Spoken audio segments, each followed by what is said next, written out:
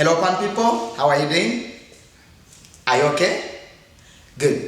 Today we are going to teach you a good lesson, which is I'm calling to. I'm calling plus to plus infinitive. What does this mean? What does this expression, I'm calling to, mean? We are going to see it very deeply. We are going to get more examples of how to use I'm calling to. Tujye kubigisha rero isomo riri bwibande ku nteruro I'm calling to. Wongeye handi magambo bisobanura iki? I'm calling to inform you. I'm calling to let you know. I'm calling to give you something. I'm calling to tell you that I will not participate into or in your wedding ceremony. What does it mean? What does this mean? Bishatse kuvuga iki? Yuvuze ngo I'm calling to inform you. Bishatse kuvuga iki? Nibyo tugiye kureba ngaha wicikwa. Nuvuga ngo twigisha abantu batandukanye Icyongereza, murabizi bimaze kumenyekana ko kuri Pan Entertainment Icyongereza n'Igiswahili ari indimi mu by'ukuri z'umwihariko abantu bamenya vuba bafata vuba bitewe nuko zigishwa. Good. Then I'm calling to. That's what we are going to see. We are going to see the use of I'm calling to. The use of I'm calling to plus a verb. Imikoreshereze y'interuro cyangwa se expression cyangwa imvugo I'm calling to. Tugiye kubirebera hamwe. When we use the words I'm calling to plus a verb, you are saying that you are going to use the telephone or the phone to inform somebody or to call somebody for giving him the full information or the information that you have. Iyo ukoresha akajambo I'm calling to, you are stating that you are actually using the phone to call and give information to someone. You are stating that you are actually using the phone to call and give information to someone. Bishatse kuvuga iki? Yuvuze ngo I am calling to. Ukongera andi magambo tugiye kureba mu nteruro zitandukanye. Ndakeka uri no kuzibona hanga. N'izindi turi buze kukwereka. And other more examples. Uburi kuvuga ko ufashe telephone. This telephone, you are taking your telephone or your phone to call and inform someone. Kugira ngo uhamagara umuntu unamwinforme, unamuha amakuru. Nibyo tukoresha. Niyo mvugo yo kuvuga I'm calling to. Kwa kundi tuvuga tuti mu Kinyarwanda nguhamagaye kugira ngo mubwire ko nakije. Nguhamagaye kugira ngo menyeshe ko ntazaza mu bukwe bwawe. Nguhamagaye kugira ngo menyeshe ko nahakanye ibyo wavuze. That's it. That's what you're going to see now. Be ready, get ready into the lesson. Don't be disturbed by other things outside from this lesson. Ntuchikwe cyangwa se nturangazwe n'ibindi biri hanze y'iri somo. Good. Here are some examples. We are going to see some examples. I'm calling to tell you about my problem. I'm calling to tell you about my problem. Nakubwiye ko tukoresha ijambo I am calling plus what? Yo twongeyeho to plus infinitive. Ushiraho iyi tell, ntabwo telling ibijyaho I'm calling to telling you. No. We say I'm calling to tell you about my problem. Nguhamagaye ngira ngo ngubwire ikibazo cyanjye. I'm calling to tell you about my problem. The one who knows English will hear you, will listen to you and get what you want to say. Uzi Icyongereza azahita kumva, ahita amenya icyo ushaka kuvuga. For example, you have a very big problem and you are going to call your uncle or your boss. Ugahamagara boss wawe ukamubwira ntabwo nzi ndibuze ku kazi. Ukamubwira uti hello? Yamara gufata telefone ugatumubwira I'm calling you to tell you about my problem. Mu byukuri nguhamagaye nkubwira ikibazo cyane. Good. You may say I'm calling, okay? I'm calling to accept your invitation. I'm calling to accept your invitation. Just kuvuga ngo mpamagaye ngira ngo nkubwire ko nemeye ubutumire bwawe. I'm calling to accept your invitation. That's it.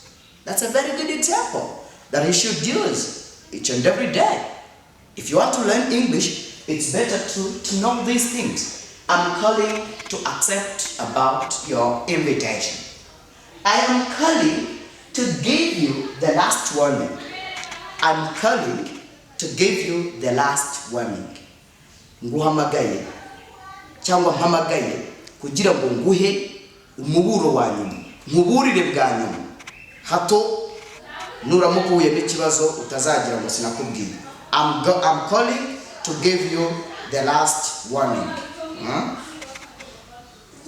I'm calling people who are shouting to give them the last warning. These students. I'm calling to give the last warning to students who are shouting. Umvise ko ari interuro yumvikana. Mpamagaye kugira ngo mburire cyangwa mbwire bwa nyuma, ngire inama bwa nyuma, mbaburire mbabwire ko birangiye. Last warning no kugira umwana inama, no kugira umuntu inama bwa nyuma. I'm calling to give you the last warning. That's good. We are going to continue. Just think you are memorizing or you are getting, you understand what we are talking about in this lesson. Ibyo turi kwiga uri kubyumva neza. Turi kwiga uburyo ki ushobora gukoresha akajambo I am calling to inform you, to give you the last warning. I'm calling you to tell you about the secret that I have, or to reveal the secret to you. Nguhamagaye kugira ngo ibanga ndimene, ndikumenere, ndikubwire, niyo I'm calling to. You may say, I'm calling to refuse your idea. We don't say idea. No. I'm calling, hello, yes, hello my boss. Or you may say, hello my friend, I'm calling to refuse your idea. Nguhamagaye nkubwira ko nahakanye igitekerezo cyawe. Urugero yarafite igitekerezo runaka mwari mwanakiganiriyeho, but after thinking critically and deeply, after too much analysis, ugahita uvuga uti my friend, iki gitekerezo sicyo. Ugahita umuhamagara ukamubwira uti I'm calling to refuse your idea. Mpamagaye kugira ngo nkubwire ko nahakanye igitekerezo cyawe. Good. I'm calling to support your decision. Oh, good. Umuntu ashobora kuba yaratanze decision, yaravuze ati bizakorwa gutya, ariko mu nama ntibyumvikanweho neza, ariko boss wawe agahita guhamagara akakubwira ati my friend, hello Fred, hello, where are you now? I am maybe at Kicukiro. I'm calling to support your decision. Nguhamagaye kugira ngo nkubwire ko nemeje cyangwa nashyigikiye, ngomba gushyigikira umwanzuro wafashe wo kurongora n'urugero. I'm calling to support your decision. Cyangwa se umwanzuro wo kuzana amazi mu kigo cyacu. I'm calling to support your decision. Good. You may say, I'm calling to thank you. I'm calling to thank you. Mpamagaye kugira ngo mushimire. Umuntu ukaba waramugiriye neza last time ago, ariko umunsi umwe agahita guhamagara. I'm calling to thank you. Icyo gihe ashobora no guhita kohereza akamomo pe. Yes my friend, where are you now? Can you send me your mobile money number? Yes boss, let me send it to you. But I'm calling to thank you. Nguhamagaye kugira ngo ushimire. Ubwo iyo thank you ishobora kujyana n'iki n'akantu. Mujye mushimira munohereza n'akantu gatoya. I'm calling to thank you. I'm calling to answer your question. Nguhamagaye kugira ngo ngusubize igisubizo wari wabajije ubushize. I was very busy at that time, that's why I didn't get the time to answer your question, but now I'm calling to answer your question. Don't say answer. Answer ni biba. To answer, no. We say to answer. I'm calling to answer your question. Question. Don't say question. Question ni biba. We say question. I'm calling to answer your question. Nguhamagaye kugira ngo ngusubize ikibazo cyawe wari wibajije ubushize turi mu ishuri n'urugero. I'm calling to answer your question. Another example, there are people who always call me. Hari abampamagara bambaza ibintu bitandukanye bafite ibibazo nyine mu Cyongereza. Nshobora kuguhamagara rero nkakubwira nti, yes my friend, my student, where are you now? Are you okay? How are you doing? Umeze ute? Uriyumva ute? Nkahita nkubwira nti, I'm calling to answer your what? Your question. No, now I'm free. Now I don't have any problem. I'm not busy. That's why I'm calling you now to answer your question. Nguhamagaye kugira ngo ngusubize ikibazo cyawe. Let's continue. We're going to continue seeing different examples for I'm calling to. You may say, I am calling to engage in love with you. I am calling to engage in love with you. If there is someone who watches pan entertainment videos, maybe this just who is a young person or who is in love with someone, yintero yamubera yaba nziza umuntu uri kudukurikira ufite akabajubaju cyangwa umusheri ufite umuntu akunda ariko akaba atarabimubwira, ushobora kumuhamagara rero ukamubwira uti I'm calling to engage in love with you. Mpamagaye kugira ngo mubwire ko ndekaraye cyangwa nemeye urukundo rwanjye nawe. Good. I'm calling to engage in love with you. Is there someone who is following pan entertainment videos or lessons who has someone? Hari umuntu ufite umuntu uzakoresha interuro. I'm calling to engage in love with you. Good. Mpamagaye kugira ngo mubwire ko ngukunda cyangwa se mbivuge ku mugaragaro, mbikubwire ku mugaragaro ko mbikunda. Ariko to engage in love cyane cyane ni nko kwa kundi uteri cyangwa se ukabibwira abantu muri rusange. Ariko ushobora no guhamagara umuntu ukamubwira uti I engage in love with you now.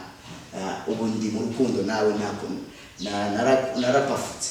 Niko bavuga ya ari imvugo z'icyo gihe, narapafutse cyangwa narapafutse, not narapafutse. Good. I'm calling to remind you our party. I'm calling to remind you our party. Ushobora guhamagara umuntu kubera ko kunda kwibagirwa ibintu byose nta kintu yitaho. My friend, I'm calling you now, or I am calling you now to remind you our party. Mu byukuri nguhamagaye kugira ngo nkwibutse ibirori dufite. I'm calling to remind you our party. It's a very good sentence. It's a very good sentence. I'm calling you to remind you our party. Good. You may say, I'm calling to resume our project. I'm calling you to remind you, or I'm calling to remind you. I'm calling to remind you our party, or I'm calling to resume our project. Nguhamagaye kugira ngo dusubukure umushinga wacu. To resume ni gusubukura. To start something again. To continue something that you stopped last time. That is to resume. Let us resume our project. Niyo ngo mureke dusubukure umushinga wacu. Let us resume our teaching project. Shobora kuba mfitanye n'abantu project yo kwigisha nkababwira ni ariko ikaba itaririho none nkababwira my friends, let us resume our teaching project. Let us resume niyo ngo mureke dusubukure. Let us go, mureke tugende. Let us eat, mureke turye.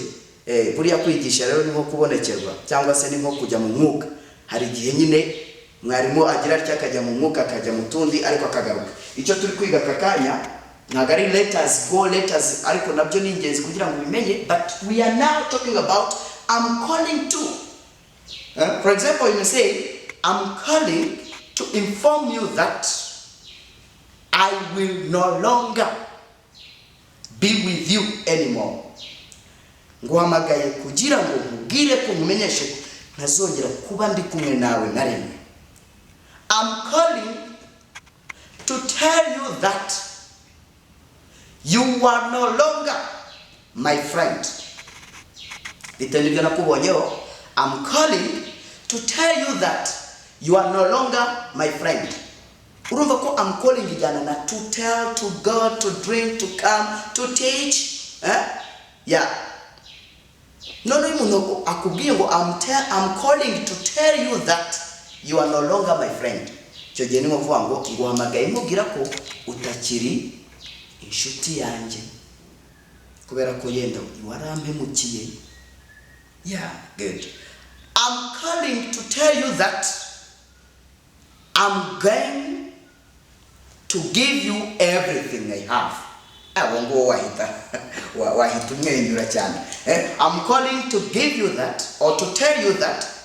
I'm calling to tell you that I'm going to give you everything I have. Guhamagaye nkubwira ko ngiye kuguha buri kimwe cyose mfite. Cyangwa ugahamagara sheri wawe, cyangwa undi muntu ukunda, cyangwa undi muntu ushaka guha impano bitewe n'umubano mufitanye, ukamubwira uti I'm calling to tell you that I have a very big gift for you. I'm calling to tell you that I have a very big gift for you. Nguhamagaye nkubwira ko nshaka kumenyesha ko mfite impano ikomeye nshaka kuguha. Icyo gihe uzabigenza uti good. Yeah. And me, I'm calling to inform you that we are now at the end of our lesson. Naje nguhamagaye kano kanya nkumenyesha ko tugeze ku mpera z'isomo ryacu. Thank you very much. We are together. See you.